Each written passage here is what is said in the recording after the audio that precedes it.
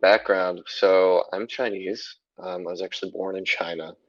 My family immigrated to first Canada and then the US when I was very, very young.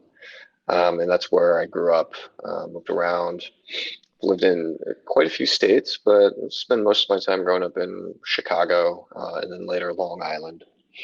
Um, I am 30, I'm about to be 32, and I've been in Queens, New York for the past 6 or 7 years. Prior to that, I was teaching English in Korea. I was there for 2 years. Fun time for sure. As far as what I do for work, I also have had a lot of jobs, most of which I've been fired from. I This job though, I've been doing sales for about 2 years. It was a very very new career for me. I work mostly at home from a startup where we work, and I'm actually going to be transitioning careers again. I'm going back to school for massage therapy.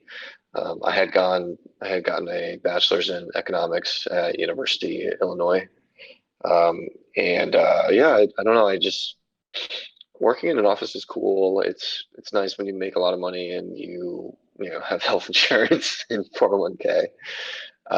But after experiencing some success and learning a lot, I realized like I actually there's more to life than this. I really, really, really love dancing, and I got into it much later in life.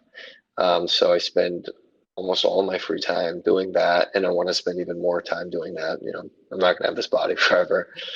While I go back to school for a skill that I can have with me for the rest of my life. And what makes me happy is being a great partner, being able to help people, and being able to do stuff with my hands, physical stuff. So in a nutshell, that's me. Um, right now, I actually recently moved in with my partner. I call her my partner because we are partners. Um, we are non-monogamous, but it's a primary partnership, as my life partner. And we recently moved in, this is new. I've not really been in this type of relationship that was this serious, nor have been one where we, are living together, splitting bills, and doing all sorts of, fun stuff. I don't know, basically like a family. So that's like the broad overview, nutshell of me. The whole ASB Asian Sweet Boy, that's my stripper name, stage name.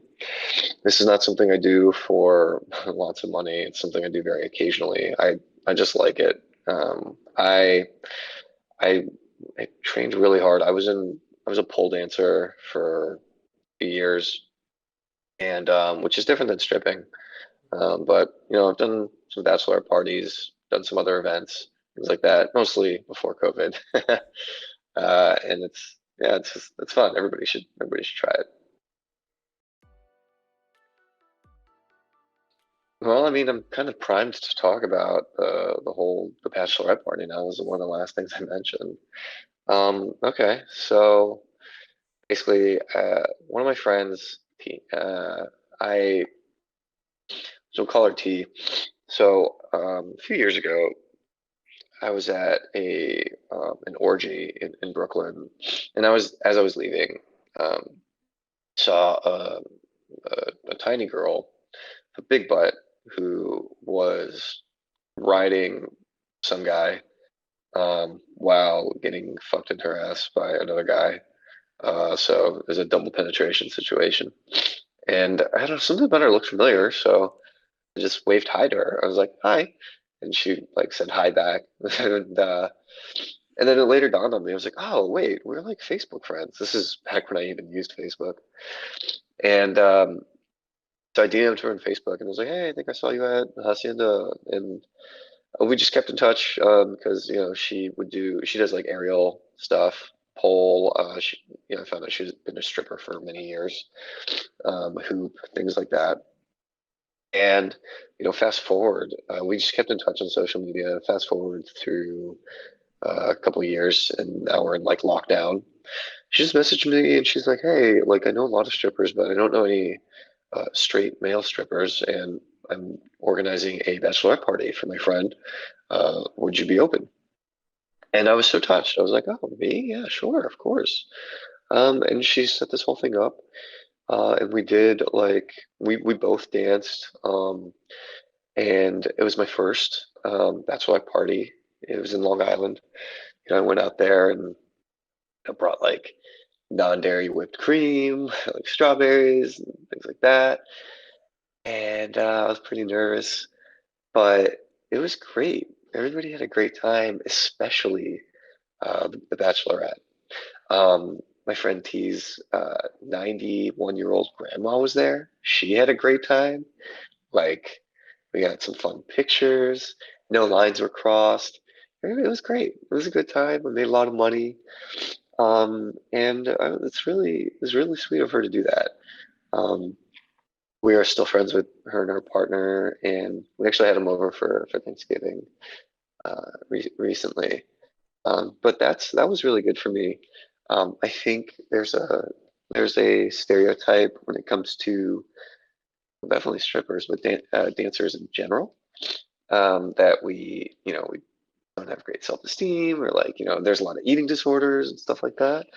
And I think like many stereotypes, there's some where there's smoke, there's fire, and there's a little bit of truth. We spend so much time just staring at our bodies and moving them and trying to get better and better and better in the mirror. It's definitely true for me. But after that experience, I mean, it went so well. And by that time, maybe I'd done like, I don't know, 10 different events, done some go-go dancing, things like that. But I've always had confidence issues, and that definitely it helped. It's not like it flipped a switch, but it was big for me. It was big for me to see just people, like having a great time, thinking I'm sexy and stuff. Loved it. My biggest regret in life is not getting involved with dance earlier, right? I started in my mid 20s. When I was younger, like a preteen, I mean, I squandered my life on video games. My dad was somewhat of a bully, and not really abusive, but just a bully, and just not very socially. I think he's just, his dad was worse than him, and he didn't know how to be a good father. And he was very, very stressed with his job in the medical field. But I used video games, I think, as a form of escapism. And I hated sports. I was terrible at anything with a ball, for sure. And video games were great. I loved my Super Nintendo. Loved it. Loved my N64. I couldn't get enough of it, right? Eventually, I got into sports later, with bodybuilding, weightlifting. I think a lot of people do. Honestly, it's pretty easy to just move a barbell back and forth. And then my senior year of high school, I got really into MMA, which was a really great decision. But I think there's a common theme. At least this was my experience going to middle school, high school in New York and Long Island, um, where when you're at that age, say like sixth, seventh grade, hormones are raging. Everybody's vying for social status, and everybody's insecure, and it manifests in different ways. Being a young Asian American boy, and maybe race doesn't have much to do with this, but I think a lot of the actions that you do are driven by fear. Like first, it's like fear of being called a homosexual, like don't like dance. What are you, gay? Like what are you, fag, and things like that. Whether you're gay or not, and then later it evolves into fear of like not being manly enough, right? Like you're a virgin, or like girls don't like you, things like that, which is true for me. And yeah, like I had some exposure to dance, but it's definitely something where I look down upon it as like not a manly thing to do. I mean, shit, dude, I got into lifting weights, eating protein, and then like doing mixed martial arts, which was great, and I loved it. And sure, it was fun. And then later, I got really into boxing over the next 2 years.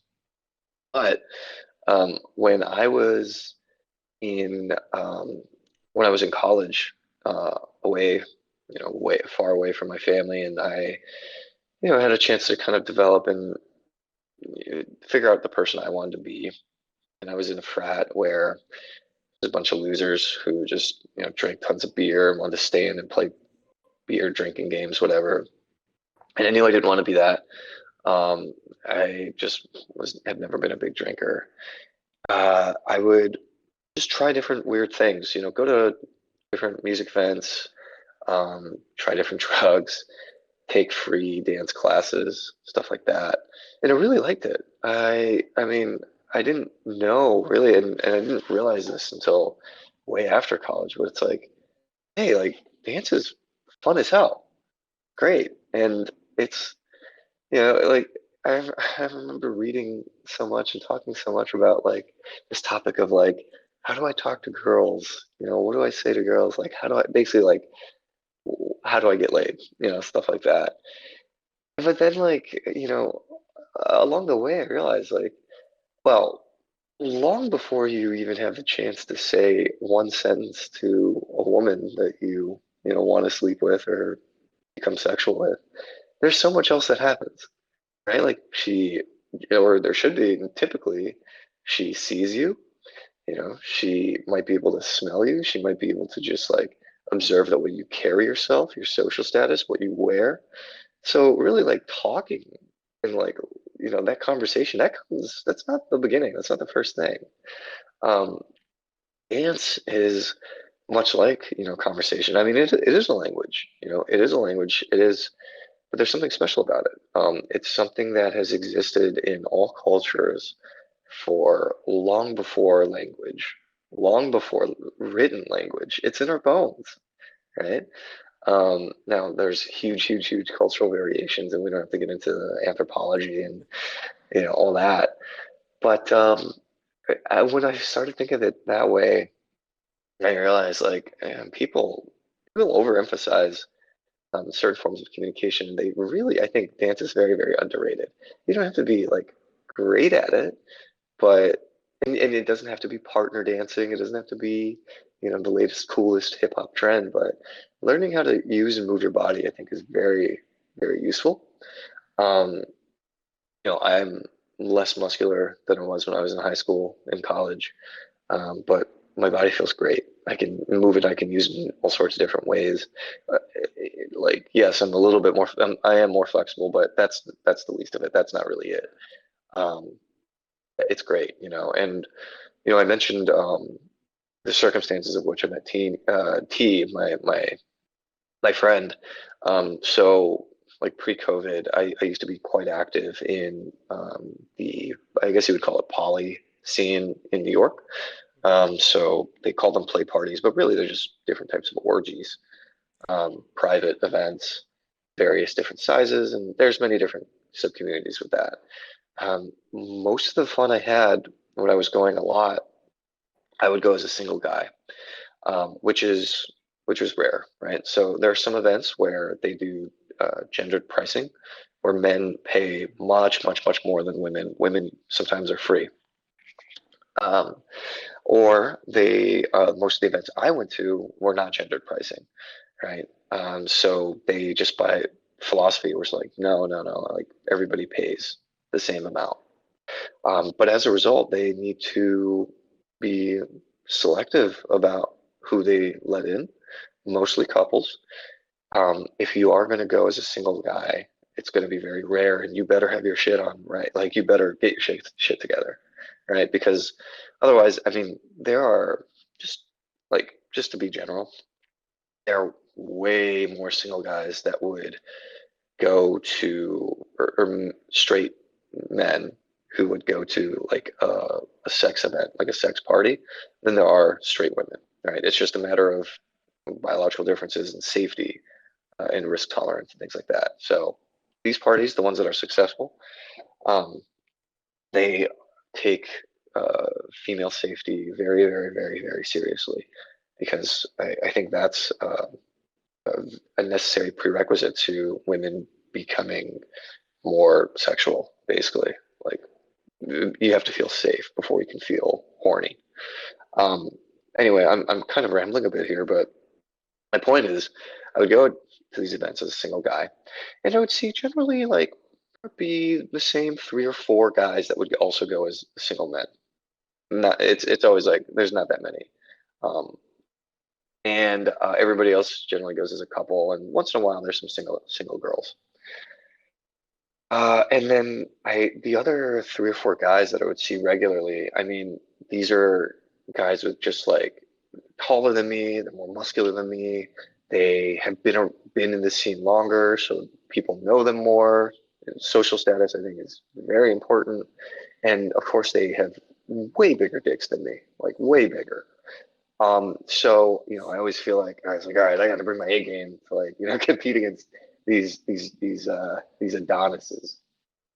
And um, and yeah, and there was one advantage I had over them, and that was just um, the way I could move my body, basically the way I could fuck, the way I could move my body. Um, just yeah, and so that was like kind of like my strategy, my niche, right? Because let me tell you, like being one of literally two like Asian guys that are consistently found or were consistently found in these parties. I don't think that really helped me. I don't really think that Asian men are fetishized to even a fraction of the same degree as, for example, Latin men or Black men, um, which I'm not going to say is good or bad. I just think that's been my experience. I've spent like at least $4,000 in therapy in the last year or so, right? The year before that, I went through a lot and I grew a lot. And I would like to say like there's a lot of people who I've kind of burned bridges, ruined relationships with, and there's also kind of related to that reason is why I don't really participate in or go to many of the same parties that I used to before. Um, and I would like to say to these people like, hey, I'm not the person I used to be. Like I've done a lot of bad stuff in the past. I've treated people poorly, and I wish and I hope that people understand. And this is not just for me, but like generally, like when people like do bad stuff to you, generally they're in pain. That's unresolved that they might not even be aware about. Whether it's childhood trauma or just a dissatisfaction with your own life. I mentioned briefly that my dad was somewhat of a bully, and I was too for a long time. And yeah, I was definitely very much fell into the bully stereotype of yeah, I like really hated parts of myself um, were really dissatisfying to me and parts of my life, and just manifested as anger because that's what I modeled upon my dad, and I wasted a lot of energy and um, hurt a lot of people, but probably didn't hurt anybody nearly as much as I hurt myself in the long run. So yeah, I mean, I hope that people know, like, it's never personal, and sometimes people are having a really bad day, and it's a really good thing to give people the benefit of the doubt, even people that you don't really know, don't really trust, of course, especially them. Um, like yeah, I think it's good to start with an open heart. First struggle is learning to, in a healthy way, manage the trauma that I experienced from my childhood. Um, feelings of self-worth, how to gain validation, because it's validation is something there's always going to be an external component, right? Like otherwise you're delusional and you're just completely arrogant, right? Like, but there's a balance. There's a balance to it. And I think a lot of people that grow up in immigrant households, there's a lot of pressure to succeed, generally speaking, academically. And so, like, even though I think most people's parents have nothing but the best intentions, there can be some nasty side effects. And for me, it was a feeling of like, I'm never good enough, 'cause I'm always like, my parents, what they said was like, we just want you to be as, like, live up to your potential because we see so much in you. But how that translated in their execution was to make me feel like nothing I did was ever good enough. and I still suffer from that today. But you know what? I suffer a lot less from it after going to therapy regularly on a weekly basis. After talking to my lovely, lovely partner, who's very supportive and doesn't really bullshit me either. Um, and then another part of the puzzle to solve this is just straight up achievement. It is achievement, it is saying like, wait a minute, like, look at how terrible of a, well, let's say person or dancer or employee I was 3 years ago. And look at all these improvements that I've made, 2 years ago. Look at all that happened last year. Look at all that I've learned and how I've matured.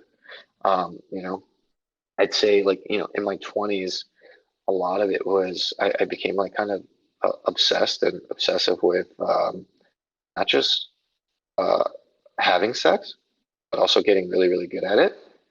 Um, and it was there was good that came out of it.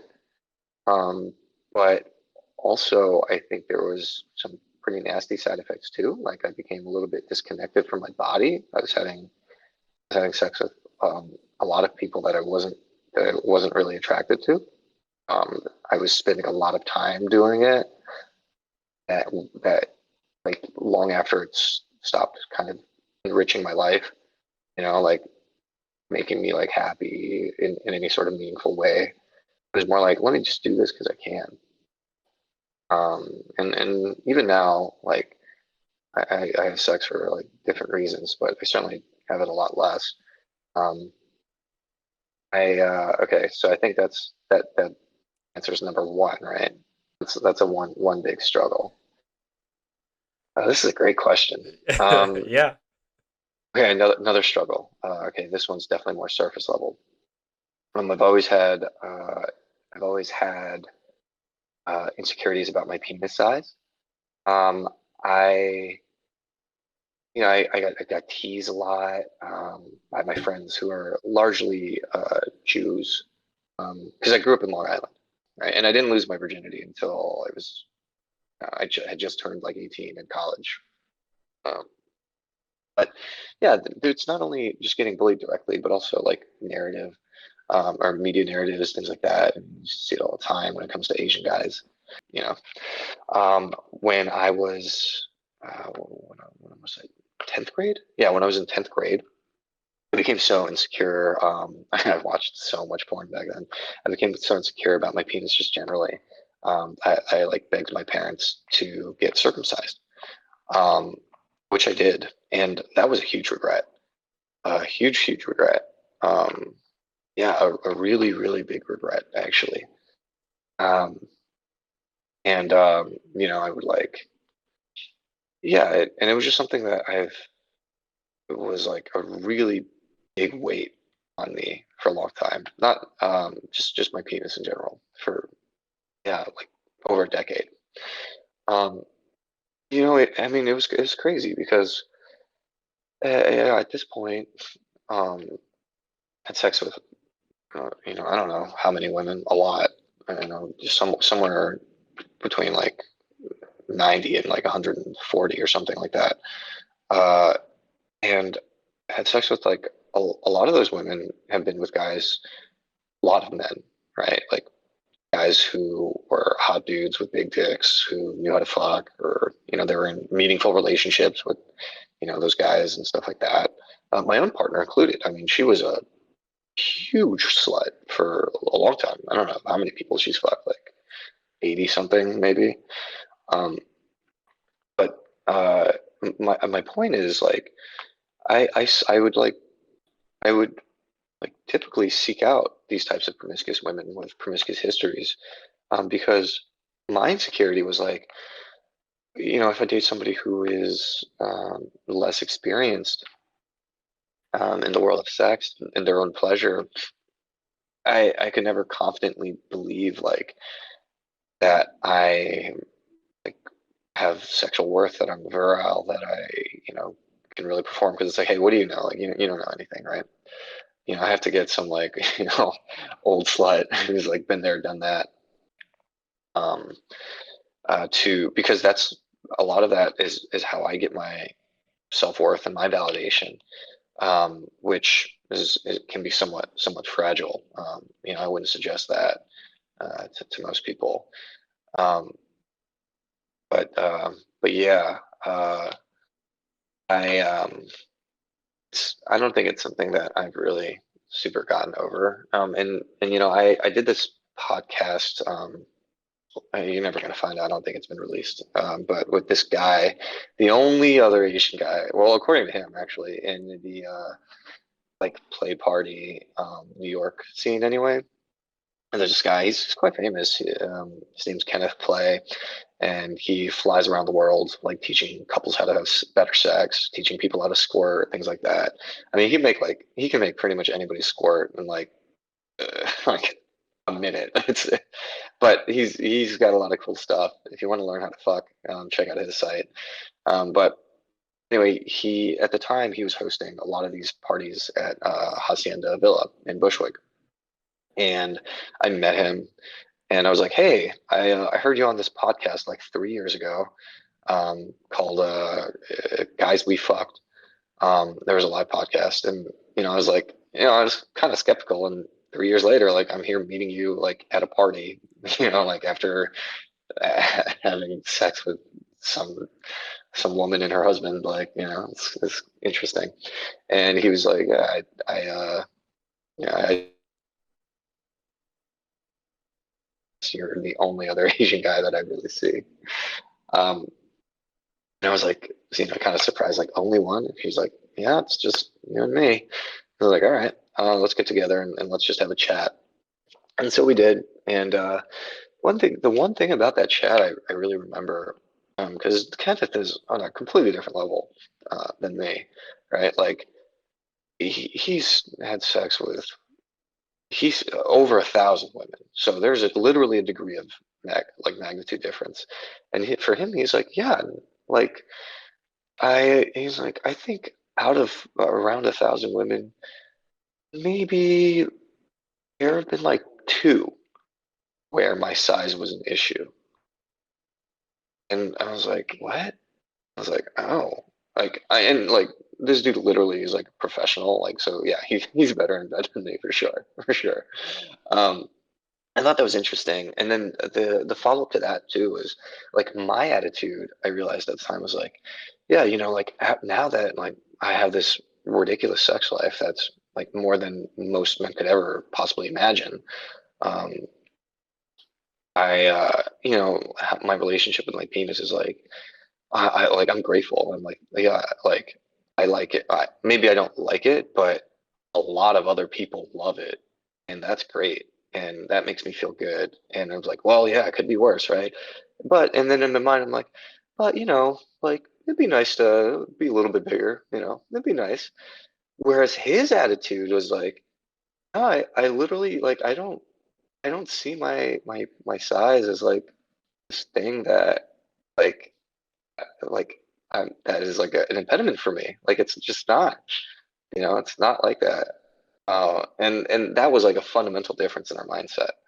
You know, yeah, it's like to sum up my feeling, it's like yeah, this is good, but it'd be nice to have more. And that's how it works for some people, and it's just not objectively true for others.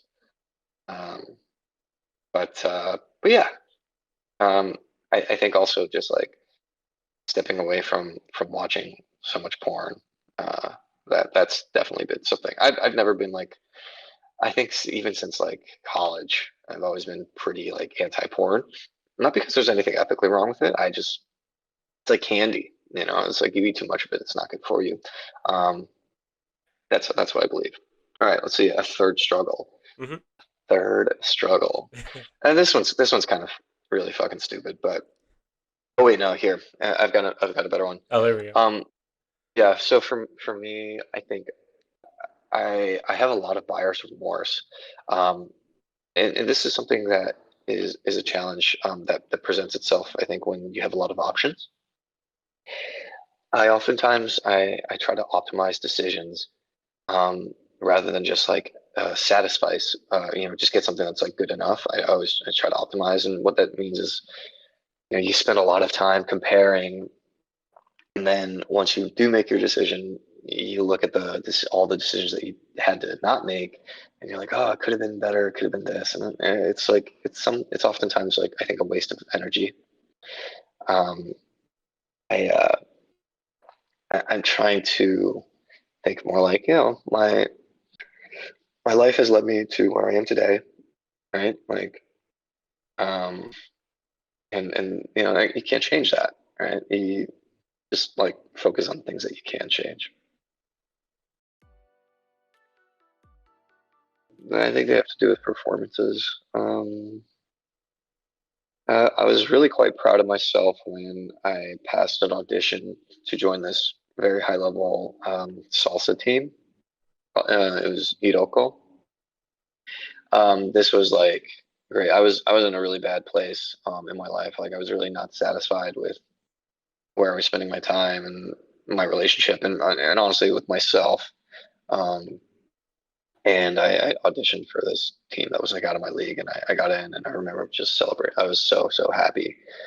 Um, Now I was like the worst dancer on that team. I was terrible, and I quit. Like months later, I was like, okay, this is not for me. Like I suck at this. Um, but yeah, I was definitely proud of myself there. Um, I I when I was in Korea, I wrote this blog that got infamous to the point where people from other countries are reading it. It almost got me fired. There were screenshots of it on national Korean TV for this one segment that was like, "Yo, English teachers are shit. Get them out of our country." I was proud of myself for that, for sure. I've always been like a naughty kid. Um, I another third thing that I'd be proud of myself for. Uh, hmm. I don't know if my partner can hear this. I guess maybe like stuff like the bachelorette party, like where it's like, whoa, like, like how I see myself in the mirror is like I have like weird features, like I have like a crooked nose, I have a big ass forehead, and I'm just like is like I have like a crooked mouth and stuff like that. It's like I see myself through like a dirty mirror. That's the reflection I see, and whether it's a result of like getting bullied as a kid or whatever sort of like insecurity I have just growing up as an Asian American. Um, but sometimes, you look in the mirror and you're like, damn, I look good today. Like, I got a sick haircut, or I like this new shirt. Well, when you're flying around a pole and people are cheering for you and, like thinking you're sexy. And I did this dirty 30 where some girl left and her friend handed me her number on a napkin and it said, "Will you eat me sometime?" And I thought that was great. That tickled me for sure. I was quite proud of myself for that. Okay, here's one I'll be kind of vulnerable about. I was in a relationship that was dysfunctional, mostly because of me. And we had started, swinging and stuff like that, going to, orgies and whatever, with mixed success, I'd say. Um, and I was work studying at this like pole dance studio, and there's this girl that I would work with some shifts who like I had seen her like 4 years prior when I was just started to take like salsa and stuff, and her and her partner were dance instructors that would like offer these free classes in a dance style called Brazilian Zouk. Um, they were a beautiful couple. He's like very like high energy, almost gay. Like I wasn't sure, uh, and just this big like broad chested dude. And like yeah, you don't usually dancers are not that muscular. And she had this like just she's like mixed race, like Filipino white, and just long black beautiful hair. She never said a word back then, but I just remember like wow, she's really hot. Then fast forward 4 years later, and we happen to be work studying together.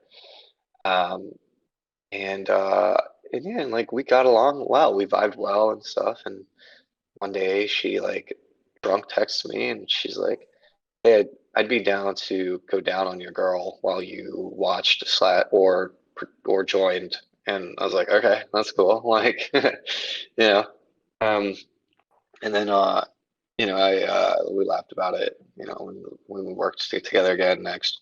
Anyway, fast forward, my partner at the time and there was this couple that we had met at some hotel, like, gangbang orgy thing, and they reached out to us like, "Hey, it's always nice to meet new couples and stuff," and we'd like fooled around with them maybe once or twice, and we like set something up with them at their place, inviting the other girl, my coworker.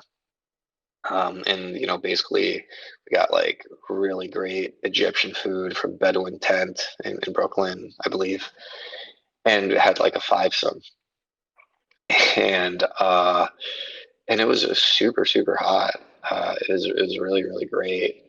Um, the coworker thought I was like this sex god, which tickled the shit out of me because aside from the guy that she was dating when I first saw her, like in my life, she had also, like, very shortly dated another guy who's a dance instructor who I took many classes from, who I really looked up to. I mean, he's like a sexy, smooth guy, and and I called him. I'm not gonna whatever. I mean, I called him basically like J God, for the other reasons, but this dude is like, he's a sexy dude. I'm like, wait, you fucked your ex, and J God, and you think I'm a sex god? Are you who? Like, are you serious? You know? Yeah, and that definitely tickled me for sure. Uh, we, I the fallout from that was pretty bad, as you might expect, and I crashed and burned my relationship to date this other woman, which that relationship also crashed and burned much faster actually. But before it did, I had this person. I don't remember how. I don't know if it was like Field or something. Somebody had asked me and my girlfriend at the time if they could like pay to watch us have sex, and we were going to do it, and then like I like just spazzed out and broke up with my girlfriend. Um, and then I asked my coworker. I was like, "Hey, like, there's this opportunity. Do you want to do this?" And she's like, "Okay, I'd be down." Like, we split the money. And so I reached back out to the guy and I was like, "Hey, like, I have somebody else. She'd be down to do it, but she's like, but we need more money." And so he bought us like the hotel, and we did it. And that was kind of like our second date. Our first date was like a fivesome, and our second date was some guy jacking off while we had sex, and I could like not get it up. uh, um, so yeah, that was one of my, I guess that's one of my wilder stories.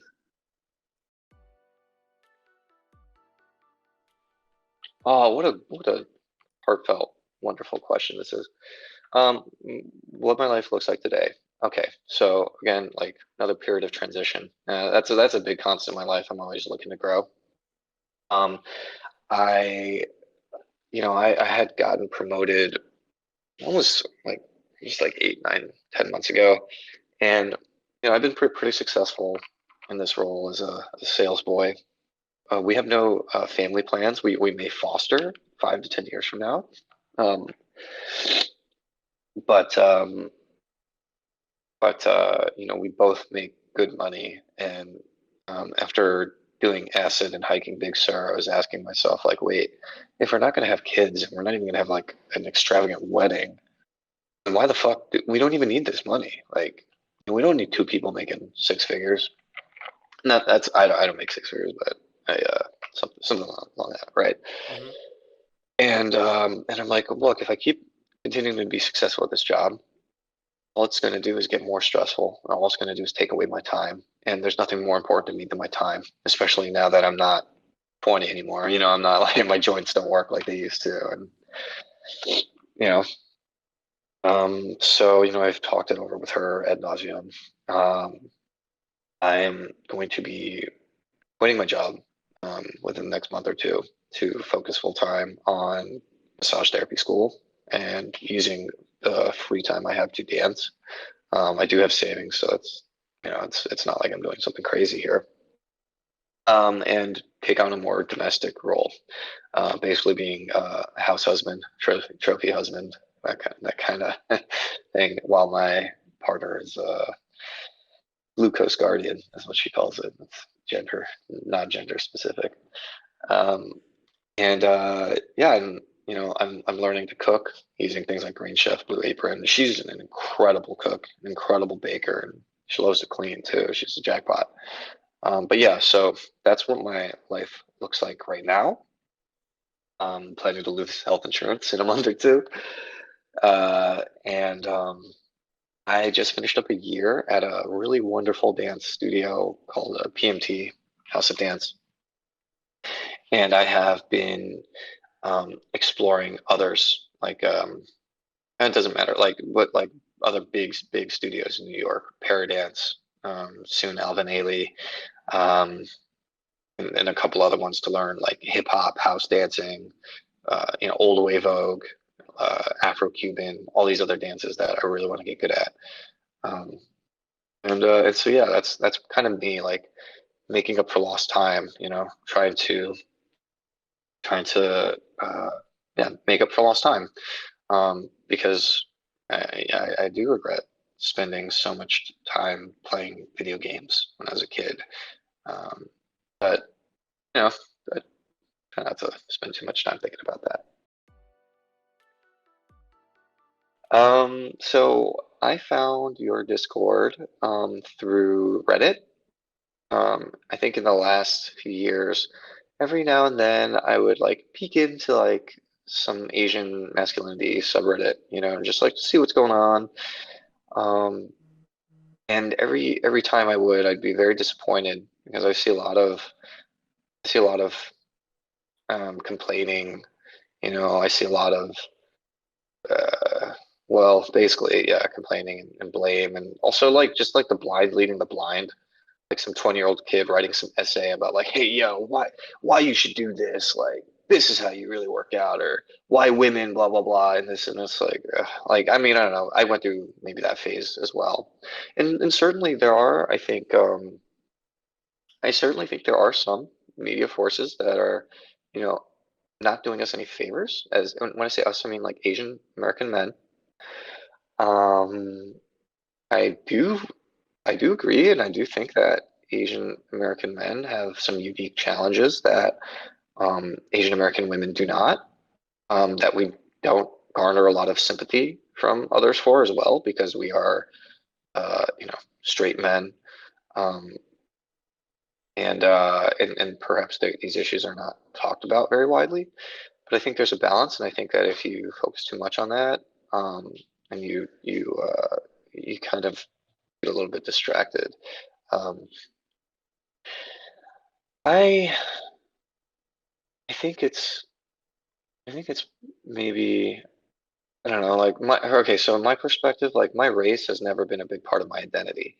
Like the Asian Sweet Boy is a name that I didn't even come up with. This is a reference to my favorite comedy podcast, the funniest podcast of all time, Matt and Shane's Secret Podcast, um, with Matt McCusker and Shane Gillis, the guy who got fired from SNL.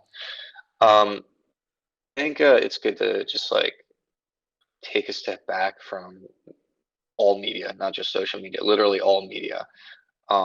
If you really have goals that are important to you, spend less time on the internet for sure. Spend less time reading the news, because they're like, I think like the most viral emotion is outrage, and I think there's a lot going on in our society to incentivize people getting mad at each other, whether it's like pitting, you know, poor black people versus poor white people, or men versus women, or trans issues, the trans community versus, the cis hetero people, all sorts. because that's what gets people to engage. That's what gets people to share posts. That's what gets people to, like and subscribe and participate in the comment section. And it's really toxic, and it's really, really, really nasty. When I start to limit myself from that and refocus, that's when I get to remember, like, oh wait, there's life, and wait, Twitter is not a real place, and why do I care about what is like, some fucking kid that's happening in, like, or some sort of issue that's going on, like 300 miles away from me or something. I don't even care if, like what, like 5 people die in fucking New Jersey. Like, why should I care about what's going on? Like, there are people whose job it is to care about, what's going on in Africa and China and Canada, whatever. Does it have to be yours? Right? Does it have to be? And then, like, just reevaluating, like, what do I want to get out of life? Like, for me, it's I'm not really trying to become a political activist, and also, like, posting about some shit on Instagram is not activism. Um, for me, it's like my particular goal is, like, I want to be the best partner I could possibly be. I want to be an excellent lover. I want to be, a good listener, and I do want to help people directly in my life any way I can, and just become the type of person that people can speak highly of. And knowing about political current events, and going even further as to having a real opinion on them, is just not something that's enriching to me in my life. So yeah, I don't know. Fuck politics, I guess is what I'll leave that with. Oh, I don't know. I meandered again, but yeah, how this relates to being Asian American, since I started talking about that. Um, yeah, there's no conspiracy. Like, there's not this group of, like, rich, hunky, like, blonde-haired, blue-eyed white guys at the top, like, who are trying to keep you down. Nobody gives a fuck about your Asian penis. Like, nobody fucking cares, right? Like, that's your business. And, like, to think that there is some sort of conspiracy to, uh, like keep you from having sex with people is egocentric and delusional. Like, it's just not there. Like, and it's certainly not there to, like, a meaningful extent. Yes, there are definitely some subconscious forces at work. Like, if you look at statistics when it comes to online dating, you're at a severe, enormous disadvantage as an Asian guy. But that's out of your control, right? Like, you can't really change that. So just find something else that works for you. Find something that makes you happy. Um, yeah, because otherwise you just end up wasting a lot of energy. Thanks again, Asian Sweet Boy, for coming to share your story. Please take everything I said here with a lump of salt. These are really just half-informed opinions. I'm no expert at anything, but I like to read and I like to learn. So, I'm happy to answer any questions or just have some sort of polite, lively debate. Perfect. And if you like to leave any questions, comments, feel free to leave them down below. Don't forget, hit that subscribe button. Thanks again, everyone. Have a wonderful day.